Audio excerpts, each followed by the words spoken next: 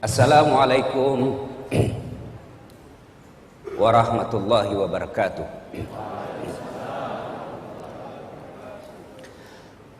Alhamdulillah, alhamdulillahi rabbil alamin. Wa bihi nasta'inu ala umurid dunya waddin. Asyhadu an la ilaha illallah wa asyhadu anna Muhammadan abduhu wa rasuluh.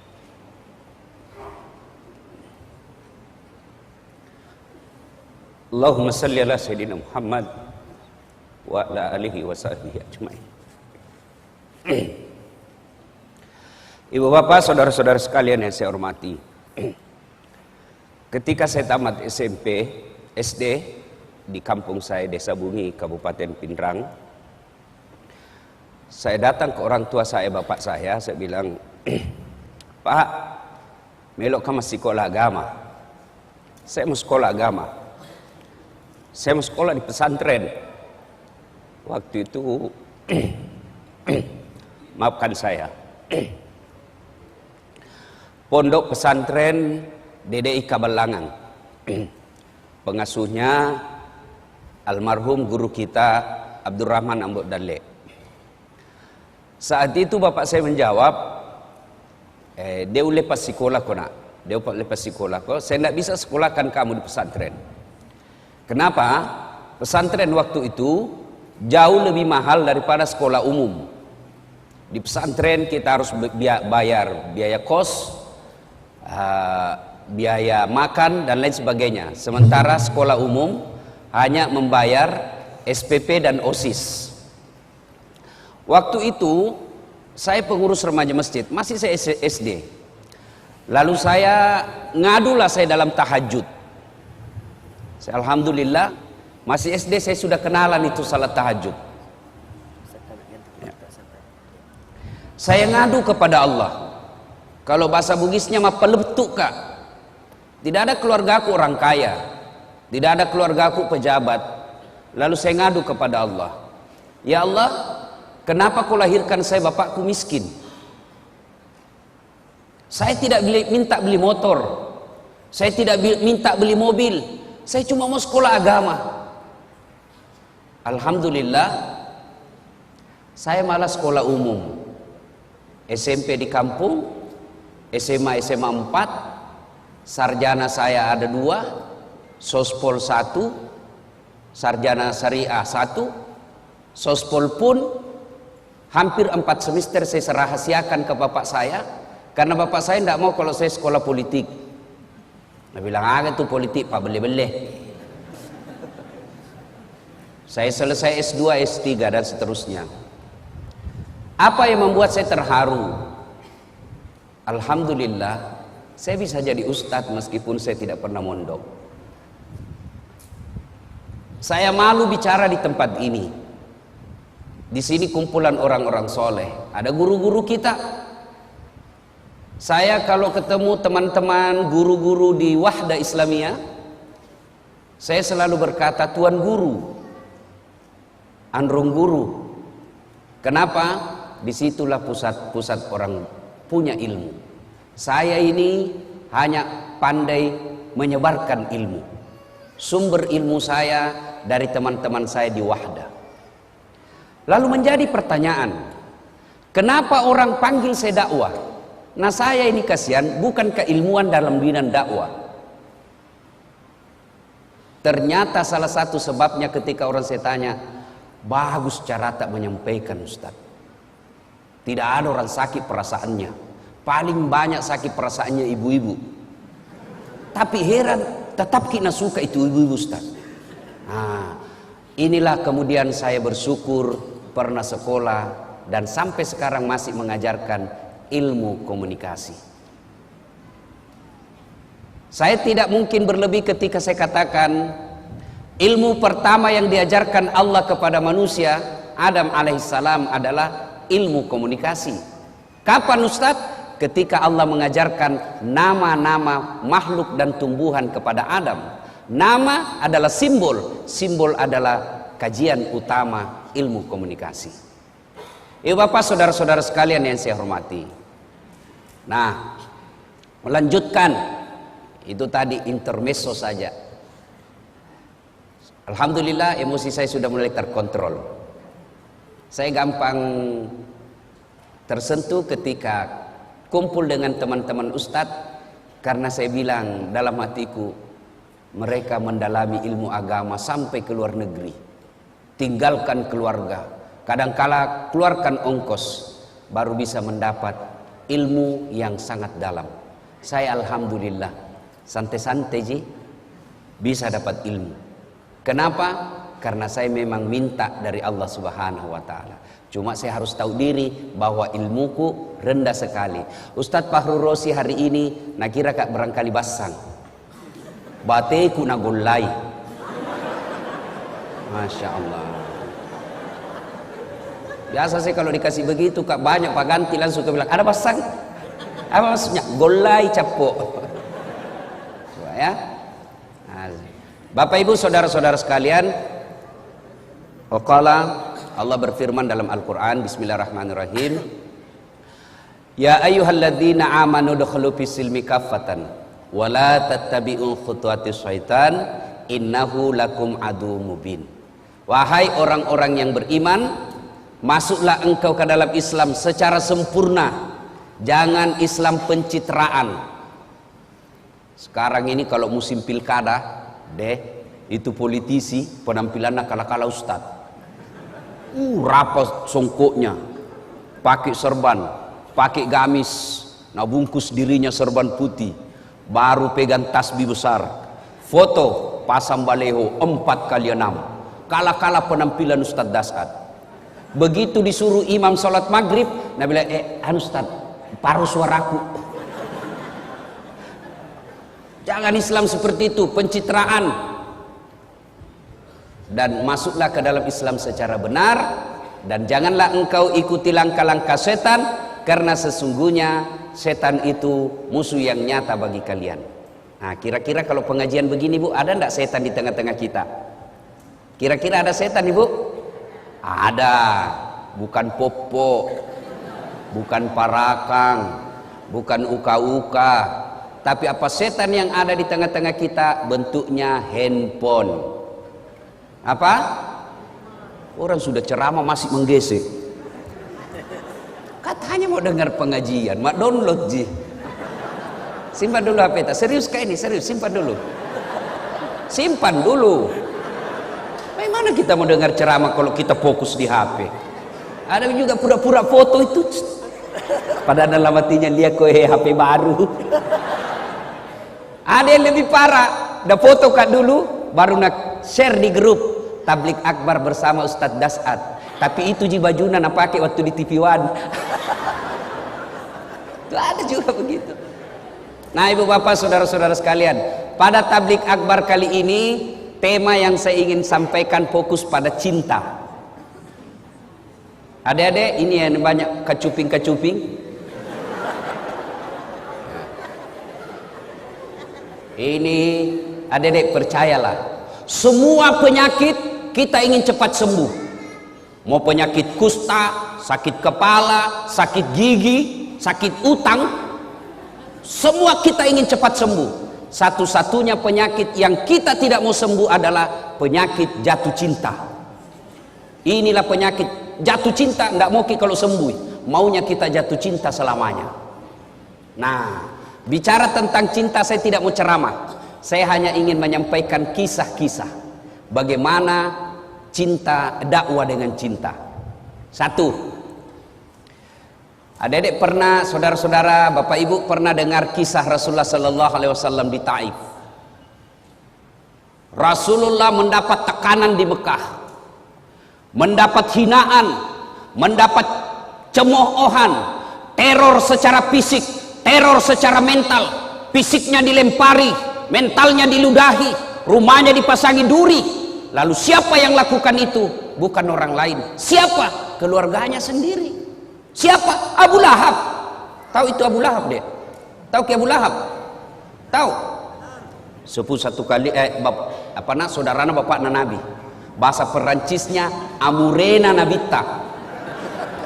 Perancis itu Pare-Pare dan sekitarnya.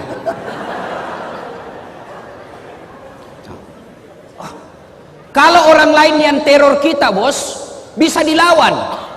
Kalau orang lain yang menghina kita, kita bisa aja berkelahi. Tapi ini paman kita. Kita berharap ketika kita yatim piatu, kita berharap ketika tidak ada lagi orang yang mampu menolong kita, ada paman, ada saudaranya bapak kita yang tokoh masyarakat di kampung itu. Tentu harapan kita, mudah-mudahan kodong ini pamanku bisa tolong kak. Tapi apa yang terjadi? Justru pamannya Nabi dan istrinya yang teror Nabi. Bayangkan, teror fisik, teror mental. Tapi Nabi tidak pernah lebay. Tidak pernah kita dengar Nabi cuti jadi rasul. Karena tekanan-tekanan akhirnya cuti 1 bulan. Tidak pernah. Lalu dalam desakan dan hinaan seperti itu, Rasulullah Sallallahu Alaihi Wasallam ke Taif. Saya waktu terakhir ke umrah, saya sempat ke Taif. Itu Taif, kita naik tebing-tebing gunung. Kemudian sampailah kita di Taif. Nabi sampai di Taif, waktu itu jalan kaki. Saya naik mobil masih hampir 2 jam. Itu pun ada teman saya mabuk. Kenapa? Ular tangga. Naik lagi. Anak-anak zaman now tidak tahu ular tangga. Kita dulu waktu tak kecil ular tangga, ular tangga. Kalau dapat tangga naik lagi. Begitu dapat ular turun begitu deh. Coba, masya Allah. Sampai di Taif, apa Nabi lalu sampaikan? Nabi lalu sampaikan keinginannya. Saudara-saudara sekalian, minta pertolongan. Ya, saya ajak kalian ikut beriman kepada Allah. Jangan sembah kecuali Allah. La ilaha illallah Muhammad Rasulullah. Bagaimana reaksi orang Taif? Masya Allah. Orang-orang tua di Taif nak kumpulkan itu anak-anak. Anak-anak bocah, ABG. Dia bilang, "Piku lempar itu, lempari." Bayangkan Pak, kalau orang dewasa lempar ki, masih kita merasa terhormat. Kenapa? Seusia ki bos. Tapi anak-anak yang ngusir kita, itu tekanannya, tekanan psikologisnya sangat tinggi. Lalu pada saat Nabi dilempari, datang malaikat Jibril menawarkan bantuan. Dia bilang, Jibril, kalau bahasa kita, Mas bro, Muhammad, tak lewat-lewat itu. Saya diperintah Allah, berdoa kau saja, Allah angkat. Saya diperintah Allah, saya lempar ini 1 kampung, saya hancurkan mereka. Kira-kira kita dek, ada ini borong ki, nabuli ki 1 kelas. Tiba-tiba datang ke polsek, bagaimana? Apa jawaban tak kira-kira? Kalau saya 1 kampung lempari kak, tiba-tiba datang Densus, bagaimana Ustaz? Tangkap, tembak semua. Tapi apa jawaban Nabi? Jibril, kalau betul Allah ingin mendengar doaku kali ini, saya hanya ingin berdoa, ya Allah, berikan hidayah kepada seluruh masyarakat Taif. Jangan hancurkan mereka. Mereka lakukan itu karena dia tidak tahu saya. Mereka lakukan itu karena mereka tidak paham apa yang ingin saya bawakan kepada mereka. Saya hanya minta, ya Allah, berikan hidayah kepada mereka. Masya Allah. Coba membeda. Inilah yang disebut dakwah dengan cinta. Kisah kedua, bicara soal cinta. Coba Bapak saudara-saudara sekalian, cinta, dakwah dengan cinta, dan cinta tidak akan muncul tanpa ada kesabaran. Coba, kita kira gampang jadi ustadz. Wah, banyak itu cobaannya bos. Bayangkan kalau kita diundang sampai ki di sana, kita berharap nak kasih makan ki dulu, baru ki tiba dari Balikpapan. Apa kek sedikit mo? Jantung makin langsung buka ini Ustaz.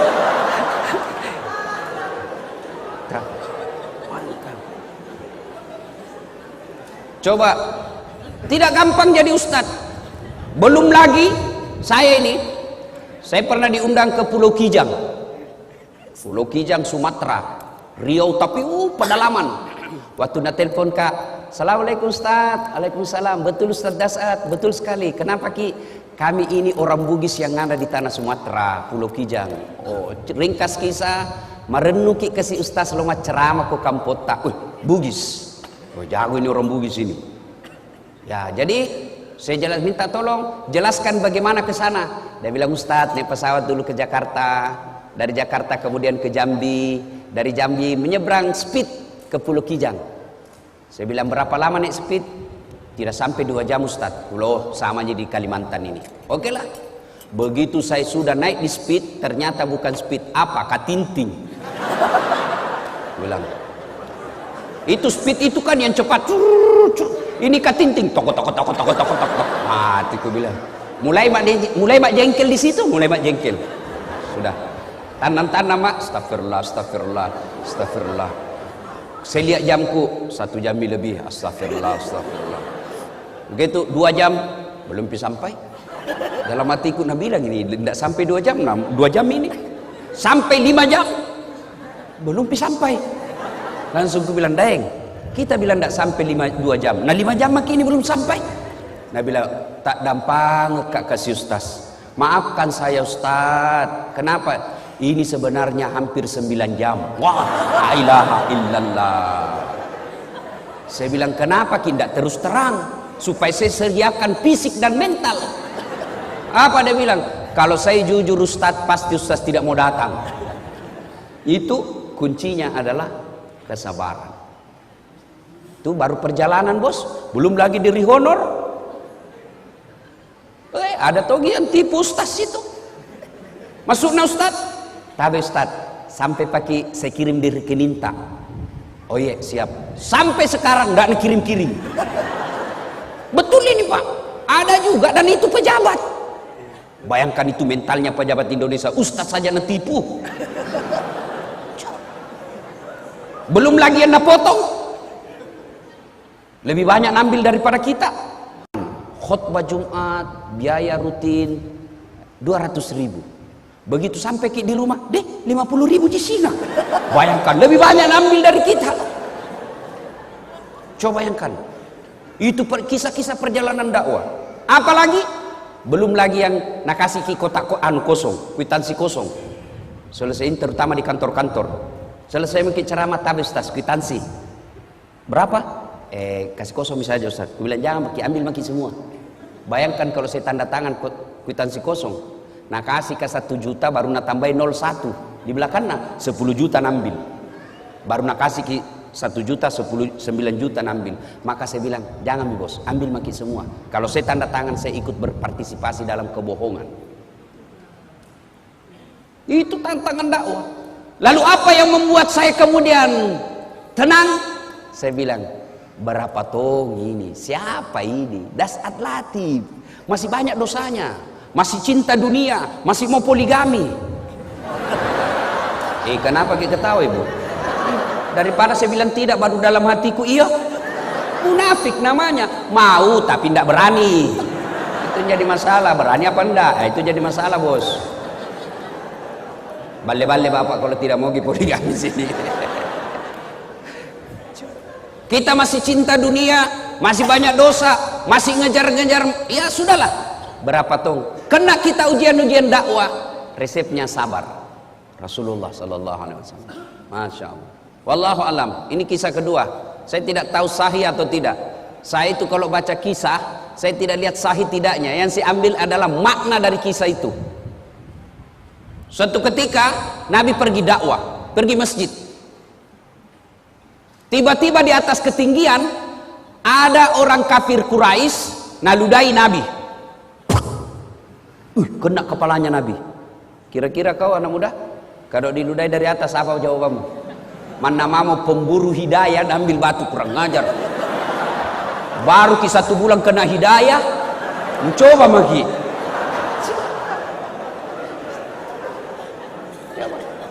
Nabi begitu diludai, Nabi lihat ke atas dan senyum. Apa dia bilang? Bos, salah tempat ludahmu. Kepala aku nak kena, tapi tidak apa-apa ji. Fish. Lewat lagi besok Nabi. Di tempat yang sama, waktu yang sama, ditunggui memang ini, diludai lagi. Kena lagi Nabi, dah bilang Nabi, tidak apa-apa ji bos, aku maafkan kau. Ketiga kalinya, hari ketiga masih begitu. Besoknya lewat Nabi, tidak ada mina, tunggu-tunggu Nabi. Mana langgananku ini? Biasanya ada ludaika di sini. Oh, sampai Nabi tanya, siapa kenal si fulan? Oh ya, di mana rumahnya? Biasanya saya lewat situ ada ludaika. Tidak tahu kenapa ini tidak ada. Oh, dapat informasi. Malah saya Nabi, sakit dia ya Rasul. Kamasian aku dong. Akhirnya Nabi pulang ke rumahnya dan berkata kepada istri beliau, ya Ummul Mukminin Khadijah, ada roti? Ada. Ada kurma? Ada. Bungkus sih. Mau kemana ya Rasul? Mau pergi lihat langgananku. Sakit kodong. Sampai dia ketuklah rumahnya itu orang yang ludah Nabi. Assalamualaikum. Siapa? Muhammad. Muhammad siapa? Langgananmu bos. Mati. Mak dah maki. Datang Muhammad balas dendam ini.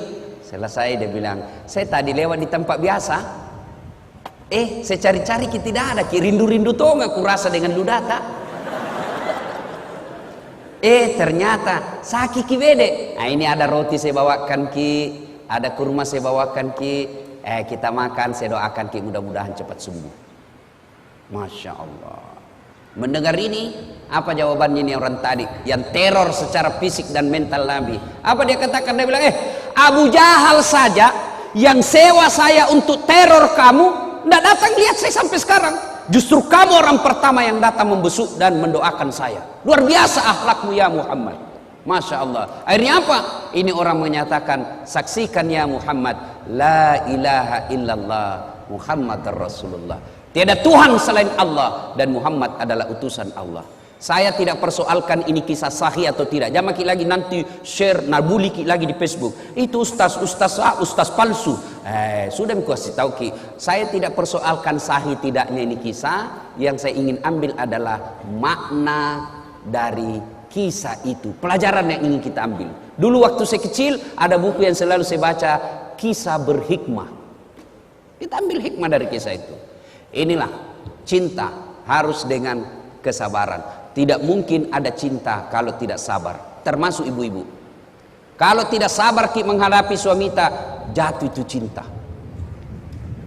Nah, mau bicara tentang cinta yang hebat, Masya Allah. Ada seorang wanita, kembali lagi. Ini saya baca kisahnya, ternyata didaifkan hadisnya. Siapa dia? Ayub alaihissalam. Ayub alaihissalam. Itu Ayub alaihissalam, adik-adik sekalian, luar biasa, alim, taat beribadah. Allah kelimpahkan beberapa rezeki kepada Ayub alaihissalam. Tapi hebatnya Ayub alaihissalam, kaya dermawan, kaya sogi malabo. Yang banyak di Indonesia, kaya pelit, kaya seke, kikirigalla paku jambatang. Pelit, bakil. Tahu orang di kampungku bilang kikiri galang, paku jambatang. Apa artinya? Kikiri galang, kikiri itu galang, tidak mau namakan. Paku jambatan basi nupaku, tidak mau mengpan. Itu orang pelit. Duduk maki sama-sama berharap karena dia kaya na traktir tidak tong. Langsung saja tabes tas pulang dulu. Dalam hatiku tidak tong na bayar kanga ini. Coba, itu orang kikir. Ini Ayub alaihissalam kaya dermawan. Lalu seluruh malaikat memujinya. Luar biasa Ayub alaihissalam. Malaikat ikut memujinya. Satu makhluk Allah yang cemburu. Siapa? Iblis laknatullah alaihi. Nabi bilang Iblis, tunggu dulu Tuhan. Dia begitu Ayub, baik agamanya, taat beribadah, dermawan, karena dia kaya. Coba kalau dia miskin. Tidak begitu. Allah berfirman, saya lebih tahu dari kau Iblis. Dia bilang tidak mementok. Iblis dia bilang kalau begitu Tuhan, kasih saya kesempatan menggoda ini Ayub. Allah kemudian silakan. Satu, jangan cabut nyawanya. Siap. Akhirnya apa? Ayub alaihissalam terbakar seluruh hartanya. Kebun-kebunnya musnah. Binatang-binatang ternaknya mati karena penyakit. Begitu miskin, datang Iblis. Ayub masih bersikir, dibisik. Ayub, sudah mau. Apalagi kau puji-puji Tuhanmu? Bayangkan ambil hartamu. Jangan kau puji-puji Tuhanmu. Apalagi Tuhan apa itu Tuhanmu? Apa kata Ayub alaihissalam? Bos, yang kau banyak bicara di situ nah? Bukan begitu di hadis, bukan. Ini bahasa Ustaz. Supaya enak didengar, bos. Tuh, bayangkan kalau lapar kita baru serius sekali, tambah lapar orang. Tuh. Nah. Makan dulu Pak. Akhirnya apa? Apa kata Ayub? Dengar baik-baik adek. Dengar baik-baik ibu. Alhamdulillah, sempat kaya, sempat punya kebun, sempat punya binatang ternak. Banyaknya orang kodong sampai sekarang tidak ada kebunnya, tidak ada ternaknya. Ini harta titipan Allah. Inna lillahi wa inna ilaihi rajiun. Allah yang kasih saya di dunia, Allah ingin ambil, silakan. Yang penting lebat Tommy. Nabi bilang orang Bugis, taruh meti ke pura moir rede. Oh, Nabi bilang kalau bahasa kita, dia bilang kira-kira kalau bahasa kita ya, apai. Dia bilang itu iblis, apai. Masih mau kok? Hebat gitu. Nabi bilang tidak. Itu Ayub begitu karena dia anaknya. Coba kalau tidak ada anaknya. Allah berfirman, tidak ada anaknya atau tidak, dia taat. Akhirnya apa? Wafat lagi anaknya. Datang lagi iblis. Bos, sudah itu kau sembah Tuhanmu. Bayangkan, dari ada hartamu, nambil mi. Sekarang anakmu lagi nambil, sudah mi. Apa kata Ayub alaihissalam? Jangan kau banyak bicara di situ deh. Bosan kuliah kok. Coba. Alhamdulillah, sempat kau punya anak. Banyaknya itu orang kodong bertahun-tahun sampai tua tidak punya anak. Alhamdulillah, ada anakku. Setan tak kancing. Tapi dia jujur lagi sama Allah. Tidak memang Tuhan. Coba, kalau dia sakit, tidak mungkin dia begitu. Allah dia bilang, saya lebih tahu, sehat atau sakit. Dia tetap sabar, beribadah kepadamu. Akhirnya apa? Dicoba lagi Ayub alaihissalam. Dengan apa? Penyakitnya tidak tanggung-tanggung. Seluruh anggota tubuhnya dimakan ulang. Kira-kira kalau sekarang penyakit kulit tingkat paling tinggi. Bahkan riwayat yang saya baca itu, kelihatan itu sedikit tulang-tulang pipinya. Apa itu di sini karena habis dimakan ulat.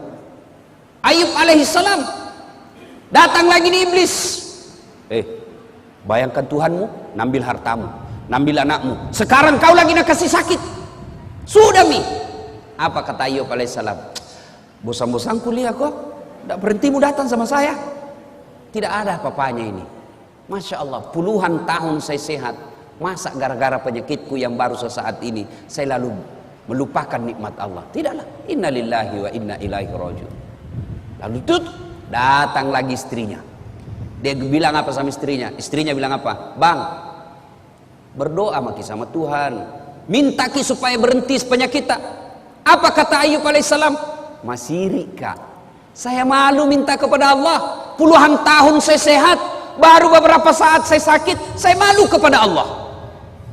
Lalu iblis tidak putus asa, dia datangi lagi Ayub alaihissalam. Gagal dia goda Ayub, maka dia datangi istrinya. Istrinya dihasut. Maka ibu-ibu hati-hati. Biasanya setan mati akal hadapi suami, tapi dia masuk sama istrinya.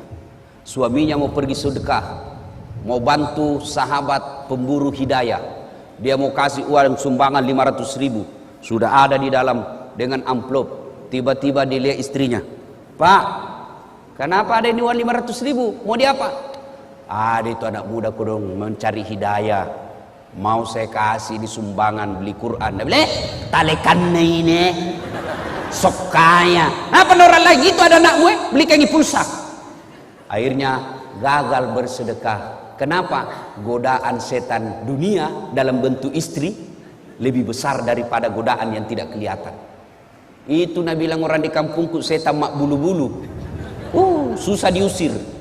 Kalau setan yang tidak kelihatan baca basmalah lari. Kalau istri tak dibacakan Yasin, dia bilang, kok kira kak mati? Coba. Sampai-sampai ada bapak-bapak ditanya sama istrinya, ada warna kau suruh simpan di bawah tempat tidur. Didapat sama istrinya. Nah bila istrinya, Pak, uang apa ini 1,5 juta? Uang sial. Maksudnya apa? Batin aku sembunyi udah apa Ji? Ada ibu-ibu begitu sini. Bapak saudara-saudara sekalian, Ayub alaihissalam, kemudian setan ternyata berhasil menggoda istrinya. Apa? Istrinya berkata, "Bang, tak dampang ke kasih, maafkan saya. Apa boleh buat? Saya tinggalkan ki." Dia bilang Ayub alaihissalam, "Ya sudah limpah. Kalau engkau tinggalkan, silakan. Tapi pulang kau nanti suatu saat saya pukul kau 100 kali, saya cambuk." Masya Allah. Tidak sampai di situ godaan setan. Apalagi penduduk satu kampung dihasut. Dia datangi penduduk tokoh-tokoh masyarakat. Dia bilang, usir Ki Ayub. Usir dari kampung. Kenapa? Nah, tulari kau nanti itu penyakitnya. Dia akan membawa satu kampung ini penyakit, semua kena penyakit. Usir Ayub. Datang kepala kampungnya. Ayub, maafkan kami. Kami cinta kepadamu Ayub. Tapi mohon maaf, kami takut ketularan penyakitmu. Ayub alaihissalam lalu berkata, lemukna tu nyawamu mbok. Teganian kau. Tolong angkat tangan di antara kalian. Siapa yang tidak pernah saya bantu? Tolong ini penduduk kampung. Angkat tanganmu. Siapa yang tidak pernah saya bantu? Lalu ini kepala kampung bilang, kami sadar Ayub, sudah kau bantu kami semua. Tapi takut ki penyakitmu. Akhirnya apa? Ayub alaihissalam diusir dari kampungnya. Dalam keadaan sakit, dalam keadaan miskin, ditinggalkan oleh istrinya. Ayub alaihissalam pergi ke padang pasir, lalu bikin tenda-tenda. Disitulah kemudian Allah mengabulkan doanya Nabi Ayub alaihissalam. Lalu Allah perintahkan kepada Jibril alaihissalam, hentakkan kakinya Ayub. Dia hentakkan pasir, lalu keluar air, lalu ditutuplah air itu dengan pakaiannya Ayub. Lalu pakaian itu yang penuh air digosokkan ke seluruh tubuhnya, sembuh Ayub alaihissalam. Ini kekuatan kesabaran. Kalau ini dimiliki dalam dakwah, aman. Kita kira itu pergi menceramah semua orang senang. Tidak. Ada juga iblis. Iblisnya dalam bentuk apa? Penguasa yang sombong. Iblisnya dalam bentuk apa? Orang kaya yang takabur. Penguasa dalam bentuk apa? Godaan-godaan dunia. Maka solusinya adalah kesabaran. Dan kesabaran itu akan melahirkan cinta. Tanpa kesabaran tidak mungkin ada rasa cinta. Nah, aplikasinya sekarang, aplikasinya, ayo, kalau kita cinta dalam dakwah, jangan menyalahkan dan menakut-nakuti orang. Saya tidak tahu Ustadz ini kisah sahih atau tidak, tapi saya selalu bilang, saya ambil hikmahnya saja. Suatu ketika datanglah pemuda menghadap kepada Nabi Muhammad SAW. Ya Rasulullah, saya ini tukang judi. Saya ini tukang mabuk, saya pezina, apa saya boleh masuk Islam? Dia bilang Nabi, boleh ji, alhamdulillah. Tapi saya tukang judi, saya pemabuk, saya pezina. Dia bilang Nabi, tidak apa-apa ji. Satu, mau kau janji sama saya? Apa ya Rasul? Kau janji sama saya tidak pernah bohong, alias jujur kau. Dalam hatinya deh, gampang aja. Dia sudah bilang kenapa ini Muhammad dia takut saya ji? Tidak jujur, padahal saya sudah jujur, nyata-nyata saya sudah bilang saya pezina, saya sudah jujur nyata-nyata saya perampok, saya sudah jujur nyata-nyata saya tukang judi, saya pemabuk, masih dikira saya tidak jujur. Baik ya Rasul, saya jujur. Oke, syahadat. Syahadatlah anak muda ini. Setelah itu waktu demi waktu berjalan, timbul kebiasaannya lagi. Dia mau berzina, dia cewek cantik mau berzina, tiba-tiba dalam hatinya, saya sudah Islam. Nanti kalau saya ketemu Nabi, apa ku bilang dik? Kau sudah Islam? Iya. Kau berzina? Kalau saya bilang berzina, tidak enakku, Islam baru berzina. Kalau saya bilang tidak, berarti bohong kak. Akhirnya apa? Batal berzina. Selang lagi beberapa saat, mau berjudi lagi. Saya sudah Islam. Saya ditanya Nabi masih judi kak? Ya enak. Kalau saya bilang tidak, bagaimana? Berarti saya bohong. Akhirnya apa? Batal lagi judi. Mau mabuk begitu lagi. Seterusnya dan seterusnya dan seterusnya. Lalu dia datang kepada Nabi. Ya Muhammad, luar biasa. Luar biasa kau ya Muhammad. Betul satu yang ku minta, tapi itu intinya. Coba kalau Nabi langsung katakan tidak boleh, pezina tidak boleh masuk Islam, maka dia tidak masuk Islam pada saat itu. Tidak. Lalu kita belajar lagi Al-Quran. Coba lihat Al-Quran. Ketika mengharamkan khamar, ballo, vodka, whisky, Jennifer, Donald, topi miring. Apalagi itu? Lempox. Sekarang lempox itu yang bahaya dan murah. Sekarang ada di Makassar, ada tong komunitasnya. Apa? Komunitas pemuda bernapas dalam kaleng. Hancur juga ini anak muda ini. Lempox na campur lem tikus. Apa nak bilang? Cemen lu men. Masa baru satu botol teler mako? Itu teman tak tahu aja gona sampai masuk di got. Anak muda sekarang malu dibilang kampungan. Saya dulu waktu sekolah, kalau anak-anak sudah bilang, sudah saat sini kau.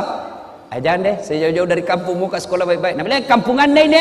Aku bilang biar nih bos, daripada kau tidak ada kampungmu. Nah, coba kita lihat pelajari itu ayat tentang khamar. Ketika Allah haramkan khamar, kan tidak langsung. Pada saat itu orang-orang Arab kafir jahiliyah waktu itu bukan cuma dia minum itu khamar, dia mandi. Dia mandi itu khamar. Begitu hobinya dengan khamar. Turun ayat. Ayat pertama tentang khamar. Apa?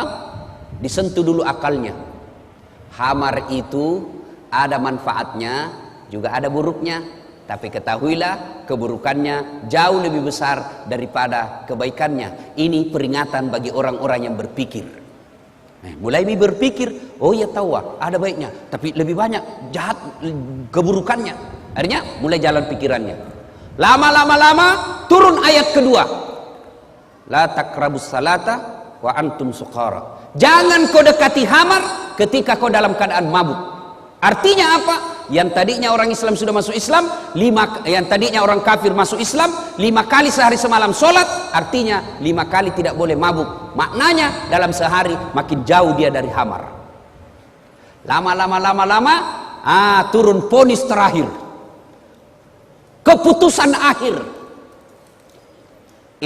Innamal khamru rijsun min amali syaitan. Sesungguhnya khamar rijsun, bapak moyangnya dosa. Min amali syaitan, perbuatan syaitan. Jauhi agar kamu termasuk orang-orang beruntung. Nah ini, jadi kalau ini kita pakai, berarti dakwah itu harus bertahap. Ya, kira-kira kalau anak muda gaul baru datang sama kita, Ustadz, bagaimana pacaran?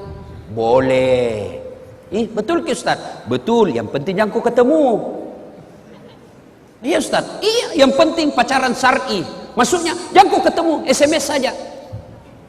Sudah itu datang lagi, mulai dilihat jauh jarak. Dek, apa gunanya itu pacar-pacaran?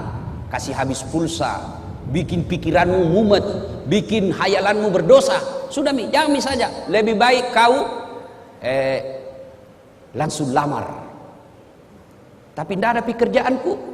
Rezeki bukan soal kerjaan, rezeki itu Allah yang ngatur. Tidakkah dalam Quran mengatakan satu orang menikah tambah lagi satu orang menikah maka 2 rezekinya, 1 tambah 1 menjadi 2. Jangan aku putus asa. Sudah itu. Coba kalau baru datang yang tadinya hobi pacaran, mana pacaran? Haram. Dede, jangan ikut pengajian deh, saking haram. Ada orang pulang pengajian, saya tanya, bagaimana? Tidak mau ikut pengajian Ustaz. Apa? Dede itu Ustaz saya sangi neraka na cerita, pemalak-malak. Coba kalau yang tetangga datang ke gedung apa? Menyentuh kamu berdosa, Tuhan ingin mengampuni, puji haleluya. Habis lagi dosanya. Datang saja, habis lagi dosanya. Kita khutbah Jumat sangi neraka, bakar, dibanting, ditusuk pantatmu, dipijit lehermu. Nabi anak muda, dede pemalak-malak. Dede. Coba. Ya. Nah, ibu bapak, saudara-saudara sekalian, terlalu banyak saya bicara, nanti terlalu banyak salahnya. Nanti kalau ada salah Ustadz Fahrul Rosi yang akan meluruskannya. Demikian pada intinya Rasulullah berhasil menyampaikan dakwah dan sampai kepada kita ajaran-ajaran Islam ini karena disampaikan dengan cinta. Kalau kita berdakwah dengan cinta, maka insya Allah tidak ada yang menjadi musuh kita. Ya, salah boleh kita berbeda pendapat, Dek, boleh. Saya itu sepanjang perjalanan jadi dai, saya tidak senang membahas masalah khilafiyah, ikhtilaf, perbedaan pendapat ulama. Saya tidak senang. Lebih baik saya senang bahas itu, bagaimana itu nak muda mau datang di masjid berjamaah, bagaimana itu orang kaya mau bangun masjid, bagaimana ibu-ibu ini diajari anaknya pakai aurat, tutup aurat. Soal bagaimana Nabi dakwah takbir, saya tidak terlalu tertarik. Ada yang begini Ustaz, ada yang begini Ustaz, ada yang begini. Mana cocok semua? Yang mana tidak cocok? Yang tidak angkat tangannya. Nah, so, begitu saja, ya. Nah, saya dalam ini boleh kita berbeda, boleh. Saya dalam mazhab dakwah saya, metode dakwah saya tidak terlalu tertarik membahas yang begitu-begitu. Saya lebih senang membahas bagaimana orang-orang ini mau datang ke masjid, mau bersedekah, mau menghindari gosip, ya. Ya, sekira itu. Demikian, Bapak saudara-saudara sekalian, mohon maaf yang sedalam-dalamnya jika ada kata dan kalimat yang tidak berkenan. Kita bisa lanjutkan nanti dalam sesi tanya jawab. Insya Allah Anda bertanya, saya jawab. Bagaimana kalau tidak tahu Ustaz? Saya tetap jawab. Apa jawabannya? Saya tidak tahu. Masa saya mau tahu semua? Bukan nggak saya kamus. Cukup Ustaz? Alhamdulillah ya. Demikian, mudah-mudahan ada manfaat. Lebih dan kurangnya mohon dimaafkan. Assalamualaikum warahmatullahi wabarakatuh.